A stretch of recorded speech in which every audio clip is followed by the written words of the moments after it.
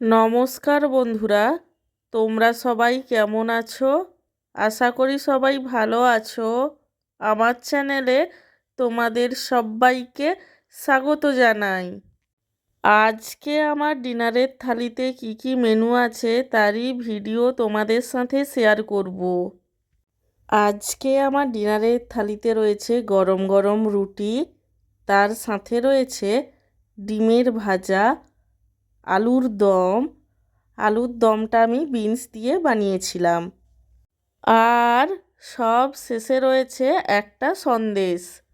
আমার আজকের এই ডিনার থালির ভিডিওটি তোমাদের কেমন লাগলো সেটা কমেন্ট করে জানিও। আর ভিডিওটিতে লাইক দিতে এবং চ্যানেলটিকে সাবস্ক্রাইব করতে একদমই ভুলো না। সব শেষে তোমাদের সবাইকে জানাই আমার তরফ থেকে অসংখ্য ধন্যবাদ ভিডিওটি দেখার জন্য।